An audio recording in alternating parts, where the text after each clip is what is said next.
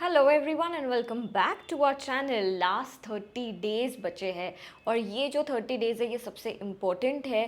This will decide whether you are going to pass और you are going to go for next attempt. Yes, तो ये last 30 days को आपको कैसे plan करना चाहिए, कैसे प्रिपेयर करना चाहिए। अगर ऐसे कोई स्टूडेंट्स हैं जिन्होंने अभी तक कुछ ऐसे सब्जेक्ट्स हैं जो टच ही नहीं किए हैं, या कुछ पढ़ाई चालू नहीं की है, या थोड़ा बहुत किया है थोड़ा बहुत बाकी है, या फिर ऐसे लोग जो अभी तक के सिर्फ क्लासेस क्लासेस क्लासेस देख रहे थे, कुछ भी सेल्फ स्टडी नहीं किया है, this video is for each one of you.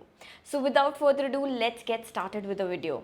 Last 30 days बचे हैं। यस, अभी कुछ ऐसे भी स्टूडेंट्स होंगे जिन लोगों के एक सब्जेक्ट, दो सब्जेक्ट, तीन सब्जेक्ट बिल्कुल पढ़ के ही नहीं हुए हैं, और कुछ ऐसे स्टूडेंट्स होंगे जिनका दीदी हम तो दोनों ग्रुप दे रहे हैं, हमारा 3-4 बार रिविज़न हो चुका है। यस, तो हम लोग ना पेसिमिस्टिकली बात करेंगे, हम लोग ऐसे स्टूडेंट्स की बात करेंगे जिनका कुछ भी रिवीजन नहीं हुआ है, कुछ भी अच्छे से पढ़ाई नहीं हुई है। ठीक है, एक आध दो सब्जेक्ट्स उनके अभी भी बच गए हैं। यस, ऑल राइट, तो हमारे पास टोटल 30 डेज बचे हुए हैं।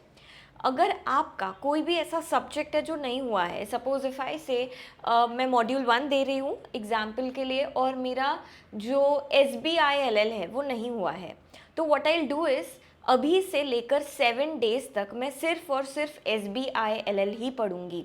यस, इससे क्या होगा कि ये 7 डेज के अंदर मैं पूरा का पूरा सब्जेक्ट ही ख़त्म कर लूँगी। So I have given x amount of days for this subject. आप चाहो तो ऐसे कोई सब्जेक्ट्स है वो 5 डेज में भी पूरा कर सकते हो, बट मैं सेफ साइड के लिए 7 डेज दे रही हूँ। It's very very simple and easy to complete one module. It's very easy to complete one subject. Yes, module का मतलब है एक सब्जेक्ट। ठीक है, ऑल राइट, तो जो फर्स्ट 5 डेज है उसमें हम लोग क्या करेंगे, we'll start with the important chapters. अगर आपको इम्पोर्टेंट चैप्टर्स देखने तो इसका प्लेलिस्ट आपको यहाँ पर मिल जाएगा। यस, और आप उस पर क्लिक करके जितने भी सारे सब्जेक्ट्स हैं सबके आपको इम्पोर्टेंट चैप्टर्स का लिस्ट वहाँ पे मिल जाएगा। जो दूसरी चीज़ आप करेंगे that is solving past exam question papers, जो पास्ट 5 अटैम्प्ट्स है। अब आप बोलोगे दीदी हम तो न्यू सिलेबस वाले हैं, लेकिन फिर भी आप लोगों को भी वो सारे पास्ट एग्जाम पेपर्स रेलेवेंट है और आप उसमें से भी प्रैक्टिस कर सकते हैं। यस, तो वो सारे क्वेश्चंस आपको सॉल्व करने चाहिए, क्योंकि जब हम लोग क्वेश्चंस और आंसर्स एनालाइज करते हैं, पढ़ते हैं ना, तब हमें और क्लैरिटी आती है। So start with that. तो सबसे पहले हमने इंपॉर्टेंट चैप्टर्स किया, उसके बाद पास्ट एग्जाम पेपर्स किया। अब ये सारी चीज़ें 5 दिन में बहुत ही ईजिली हो सकती है। अब जो आने वाले 2 दिन है वहाँ पर आप एकदम कड़क वाला रिविजन करोगे, जो पूरा आपका जो नोट्स है, आपका फैकल्टी का नोट्स है, आपका जो मॉड्यूल है, उसमें से जो भी आपको इंपॉर्टेंट चीज़ें लगती है वो सारी आप सॉल्व करोगे, वो सारी आप एक बार गो थ्रू करोगे। और देखो, यहाँ पर ये टाइम नहीं बचा है कि आप एक एक चीज़ धीरे धीरे रीड करते जाओ। No, you have to have quick revision and you have to recall as fast as possible. Yes, अच्छा, 30 डेज में से सपोज हम मान के चलते कि एक सब्जेक्ट मेरा पेंडिंग था, एक मॉड्यूल में दे रही हूँ, तो 7 डेज ऐसे ही कट हो गए। अच्छा, अगर आपका और एक सब्जेक्ट पेंडिंग होगा तो आप 5 डेज ईच, 5 डेज ईच ऐसे करके दोनों सब्जेक्ट्स को कवर कर सकते हैं, आपके 10 डेज रिमूव हो जाएंगे। ठीक है, अब मेरे पास बचे हैं 23 डेज।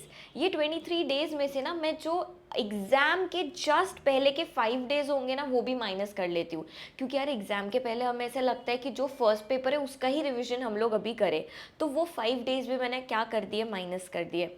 अब हमारे पास इन टोटल बचे हैं 18 डेज।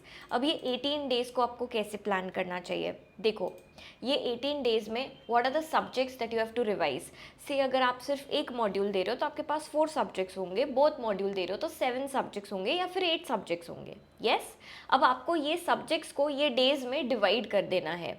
अगर मैं बात करूँ कि मुझे 18 डेज है मेरे पास और मुझे हर सब्जेक्ट को 2 दिन देना है, ऐसे करके मैं टोटल 9 सब्जेक्ट्स कवर कर सकती हूँ। ठीक है, तो अब यहाँ पर 9 सब्जेक्ट्स तो है भी नहीं, कोई ऐसे सब्जेक्ट होंगे जिसको 3 दिन भी देना पड़े तो उसके लिए आप 3 डेज दोगे। कोई ऐसे सब्जेक्ट है जैसे कंपनी लॉ, वो मैंने स्टार्टिंग से पढ़ा है, वो मुझे अच्छे से आता है, तो उसके लिए मैं सिर्फ 2 डेज दूंगी। एंड येस यू गाइज, आप बोलोगे दीदी 2 डेज में कैसे पूरे सब्जेक्ट का रिविजन होगा, तो इट इज़ पॉसिबल। हाउ? आपको दिन रात एक कर कर जितनी भी इम्पोर्टेंट चीज़ें वो पहले करके, राइटिंग प्रैक्टिस करके और रिविजन्स अच्छे से करके आप वो पूरा सब्जेक्ट ख़त्म कर सकते हैं। यहाँ पर अभी आपकी क्लासेस भी ख़त्म हो गई होगी, यहाँ पर आपको कुछ और चीज़ नहीं करनी है। आपको क्या करना है, सुबह से लेकर रात तक जितना भी टाइम आप दे सकते हो, all you have to do is put your heart and soul into this revision and into this preparation. All right, तो ऐसे करके अगर आप पढ़ोगे तो 2 days, if you are giving 2 days for each subject, यहाँ पर आपको क्या करना है, you have to study for important chapters first. अभी ना ऐसा आप छोड़ दो कि जो एकदम कम इम्पोर्टेंट है, जो कभी कभी एग्जाम में पूछते हैं, ऐसे चैप्टर्स ही छोड़ दो। Focus mainly on the most important once. ICSI का ऐसा पैटर्न होता है कि जो इम्पोर्टेंट चैप्टर्स है ना, वो उसमें से क्वेश्चन पूछते ही पूछते हैं।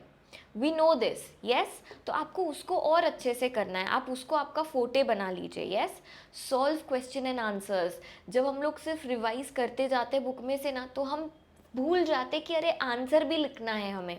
हमें एक्चुअल में केस लॉ पूछे जाएंगे, तो उसको कैसे आंसर करना है, उसके लिए आपको क्या करना है, you have to solve question and answers. कैसे कर सकते हो, पास्ट एग्जाम पेपर्स रेफर कर लो। अगर पास्ट एग्जाम पेपर्स नहीं करने हैं रेफर, तो आप लोग क्या कर सकते हो, you can also solve scanners that are available in the market. ऐसे करके उसके अंदर क्या होता है ना कि सारे जितने भी पास्ट 5 अटैम्प्ट, पास्ट 10 अटैम्प्ट के क्वेश्चन है जो पूछे गए हैं पिछले पेपर्स में, वो सारे दिए हुए होते हैं। So make sure to do that because it's very very very important. ये आप स्किप नहीं कर सकते हो, it's a non negotiable. And ultimately do writing practice. 10 question solve करके देखिए, पूरे के पूरे सिलेबस के अंदर से 5 क्वेश्चंस खुद से लिख लिख कर देखिए। इससे क्या होगा, आपका कॉन्फिडेंस भी बढ़ेगा और आपको पता चलेगा कि आंसर कैसे लिखना है, क्या लिखना है और रिकॉल हो रहा है या नहीं।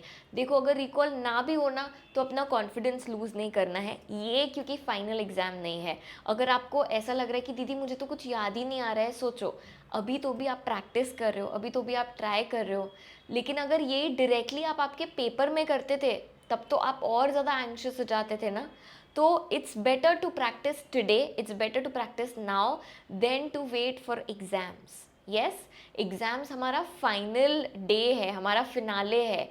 अभी जो प्रैक्टिस करनी है वो आज ही के दिन करनी है। यस, सो अगर आपको ऐसे लगता है कि यस दीदी ये 30 डेज में we will change our game, तो आपको कमेंट करना है yes I will change my game.